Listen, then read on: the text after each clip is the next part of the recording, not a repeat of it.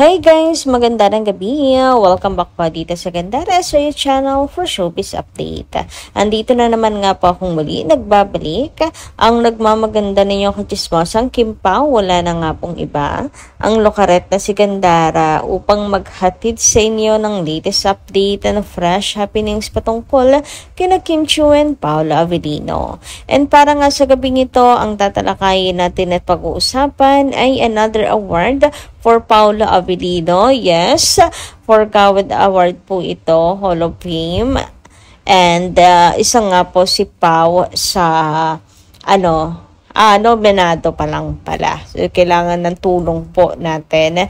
At the same time, ang ganap po ng Kim Pao. Pero bago po ang lahat sa mga di pa nakaka-subscribe sa ating channel at ngayon lang napabisita dito sa ating pong munting channel, ikaw ba ay naghahanap araw-araw at taga-abang ng mga balita at ayuda kina Kim and Paolo? Nako, nasa tamang channel po kayo. Kaya wag na kayo magatubiling pindutin pa yung subscribe button at notification bell na nandyan sa baba upang kayo maging updated po at ma-notify tuwing may bago tayong chika at balita hinggil sa Kim Pao. Basta mga chika na may kinalaman kina Kim Chiu and Paolo Avellino, sagot na nga po natin yan.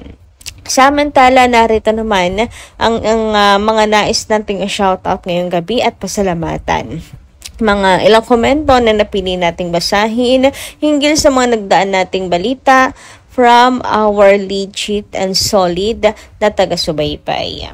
So, ang first comment natin ay mula po kay Ma'am Rosemary Chano. Shoutout po sa inyo, Madam, at maganda ng gabi. Ingat po kayo parate, lalo na ngayon na may bagyo. Anyway, sabi nga niya, Miss Gandara, masama talaga loob ng mga taga-Showtime kay Kim kasi never siyang sumama sa kanila sa Vancouver. Even isang peak, wala kang makita. Dahil din siguro napaka-busy nila, nag-shooting pa sila doon, nandyan pa kapatid ni Kim, kaya nga sabi ng kapatid niya, buti at naisingit siya dahil sobrang busy si Kim. Yung oras nila ni Kim, ginugol nila sa shooting nila. Mag-jowa na talaga yung dalawa kasi hindi maiwanan ni Kim si Pao. Hindi naman kasi mahilig si Pao sa gatherings, lalo na may kasaling inuman. Oo nga, no? Yung tungkol, ang tinutukoy ko dito, yung tungkol sa mag-jowa na ngayong Kim Pao kasi hindi maiwanan ni Kim si Pao. 'Di ba? Yung ipapalit mo si Pao sa taga-Showtime, sa halip na ito yung lagi sila yung kasama mo, Showtime fam, hindi. Or dahil na rin sa nakabukod na ang Kim Pao Like yung pagdating sa ASAP, Kim Pao performance inaabangan. So parang pag hindi magkasama yung dalawa, parang split. Parang for the promo lang yung lalabas, 'di ba? So masisira din naman nga ang Kim Pao pag pinaghiwalay. Pero yung after, dun tayo sa after. Yung sa iniisang peak sa Vancouver, yung sa stage, parang understandable kasi iisa na yung Kim Pao po sa ASAP Kaya nga may Kim Pao na tinatawag. Hindi naman guest lang si Pao doon, tapos si Kim ay nasa grupo po ng Showtime. Hindi As Kim Pao sila pumunta po sa Vancouver for ASAP. Kaya understandable na wala si Kim Gasino or wala talaga na mga pics together with the Showtime fam. Pero yung after, 'di ba? After the event, after the show, kung sila po ay magjo-jogging, yun nga, usapan daw magjo-jogging si Kim hindi kasama. I don't think naman na magtatampo po yung Showtime fam. Wait lang, wala pa nga pala tayo doon. Ando pa lang tayo sa mag-jowa ting ng Kim Pao. Mas sinamahan ni Kim si Pao kaysa sa usapan sa Showtime. Ibig sabihin mag-jowa talaga yung dalawa para hindi niya maiwan-iwan si Pao. Tapos na yung show. Right? Tapos na yung show. So mag-jowa talaga yung dalawa. Confirm. Ngayon, about naman sa after jogging. Pwede nang mag-banding, di ba? Ang Showtime fam. Tama yung sinabi nyo nandun kasi si JP. So, syempre, family first. And I don't think na magtatampo po ang Showtime fam. Unang-una doon sa Vancouver, sa show, sa ASAP pala, sa mismong show. I don't think magtatampo sila na si Paolo yung kasama ni Kim. For sure, masaya sila for Kim kasi ngayon lang ulit nila nakitang ganito kasi si Kim Chiu. Saksi sila sa pagka-broken hearted ni Kim, di ba? Yan, at hindi naman nagpapabaya si Kim Chiu kapag wala siyang taping. Talagang nagsushowtime siya. Nun lang talaga sa ASAP kasi as Kim Pao pumunta, si Kim and Paolo sa ASAP Hindi naman magkahiwalay. I mean, hindi basta solo lang si Paolo na guest tapos si Kim nasa Showtime. Hindi. Nasa Showtime fam and as ASAP host, hindi. As a Kim Pao sila pumunta. Kaya hindi magtatampo ang Showtime fam sa kanya.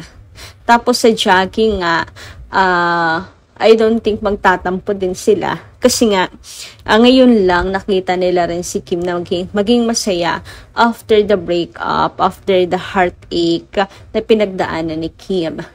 Doon naman sa after the jogging, I don't think na magtatampo rin po at may tampo ang Showtime fam kay Kimi kasi andun yung kapatid ni Kim. Understandable naman na uunahin yun ni Kim Chiu kasi mas madalas naman nakakasama ni Kim ang Showtime fam kaysa sa mismo niyang kapatid, di ba?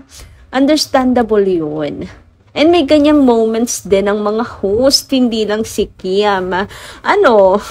Di ba? May mga ganyan din times ang ilang host na mas inuuna syempre yung fam. May ganito, may ganyan. Kaya tabla-tabla lang sila. Anong karapatan nila para magtampo kay Kim? Game pantay-pantay lang naman. And marami pang moments na magiging magkasama po sila. Samantala, ayan, sabi naman dito ni Mamila Carillo, shoutout po sa inyo, magandang gabi. Sana ang mga ABS-CBN huwag napayagan si Kimi na i-partner kay Sian. Huwag ka nang pumayag mag-partner sa iba, kundi si Pao lang. Ang love mo. Kahit si Pao, wag din pumayag sa iba. Kim Pao lang sapat na kami. Makita naming masaya ang Kim Pao. Nandito pa rin kami sa paligid. Nakasubaybay. Lagi kami sa Kim Pao. Thank you Lord. Gabayan mo po ang Kim Pao. Naku, wag kayong mag-alala, Ma'am Mila Carillo. Panatag naman ako sa ABS-CBN. Sa mga bosses na hindi paghihiwalayin ang Kim Pao sa lakas po ng Kim Pao hatak. Kaya nga ngayong The Alibay, patunayan po ulit natin kung gaano kalakas ang Kim Pao. Para sa gayon, kasi di ba nga, nasa Diyos ang awa, nasa taong gawa. So, kahit pag-pray natin ng Lord, sana wag po hayaan, ganyan, nasa atin pa din yan, na suportahan natin, wag natin hayaan mag-flop. Imposible, kahit alam naman natin imposible, magpakasigurado lang tayo, wag pakakampante. So, anuhin lang po, suportahan lang po natin ang suportahan ng Kim Pao. Yung alam mo yung ginagawa mo yung part mo, hindi maghihiwalay ang Kim Pao. Yun lang yun. As long as alam mo sa sarili mo, ginagawa mo yung part mo para hindi maghiwalay. Ang dalawa, never mangyayari. Kasi kay Pao, mismo nang galing na hanggat may demand ang fans. Ando na yung clue ni Paolo. Ando na yung pakiusap ni Paolo sa lahat na, guys, huwag kayong tumigil sa pagsuporta kung ayaw nyo mawala ang Kim Pao. Kasi nasa inyo nakasalalay, sa atin nakasalalay ang tambalan ng Kim Pao. Kasi totoo naman, kahit hindi magparinig, hindi sabihin ni Paolo, na sa atin talaga yan. Kung hahayaanin natin, hayaan ninyo, na i-partner sila sa iba. Kay Kim and Paolo naman na imposible na papayag sila. Kita naman natin how deeply in love Paolo is with Kim and ganun din si Kim sa kanya. Kita natin yung kanilang mga mata na nagniningning at kitang-kita natin na masaya sila tuwing magkasama. Kaya bakit sila papayag na partner sila sa iba? Samantala, dumako naman nga tayo dito sa ganap ng Kim Pao ngayong Lunes na kung saan ay super busy nila Kim and Paolo kaya pala wala po silang paramdam. Yun ay dahil busy nga po ang Kim Pao, may taping po sila sa Manila. So magtatanong sila bakit hindi na sa Cebu? Maybe may kinalaman to sa pag-ikot ng istorya. Siguro ang kinukunan nila ay tungkol na yung ano na tawag dun, kung bakit may tumakas kaya nasa Cebu, ay nasa from Cebu to Manila na ang taping, or baka dinala na ang kaso sa Maynila. Pwedeng ganun eh, maraming mga possible na reasons kung bakit sa Manila na yung taping. And okay na rin yun, at least hindi na masyadong malayo ang biyahe po nila Kim and Paolo. So, possible din na makakapag-showtime si Kimi dahil kapag free time siya, kasi malapit naman na hindi na kinakailangan pa ni Kim lumipad, di ba? Safety na rin po ng Kim Pao. Okay na po na sa Manila po ang taping nilang dalawa. So, ito pala yung tinatrabaho nila. Kaya medyo tahimik po ang Kim Pao. Seryoso sila ngayon. May tinatapos na eksena. Based po ito sa update na Sophia. So, thank you so much, Sophia. Kahit pa paano, nagkakaroon kami ng idea sa mga ganap nila Kim and Paolo. So, by the way, malapit na po. Ayan natin, nakaraang linggo, gusto natin mag-Nobyembre. Eto na, November na, ilang araw na lamang po. November, 4 days na lang. And pagka umaga nito, 3 days na lang, di ba? At mapapanood na natin ang The Alibi. So, abangan po natin yan sa November 7. And dito lang muna aking update. Sa mga hindi pa pala po nakaka-subscribe sa Prime Video, mag-subscribe na po kayo bago kayo magsiset mahuli. Diba? Hanggang dito lang muna ating update. Maraming salamat sa pakikinig. Kita-kits po tayo sa mga susunod pa nating balita. Just don't forget to click the subscribe button and the notification bell for more updates. Maraming salamat. Ingat po kayo palagi.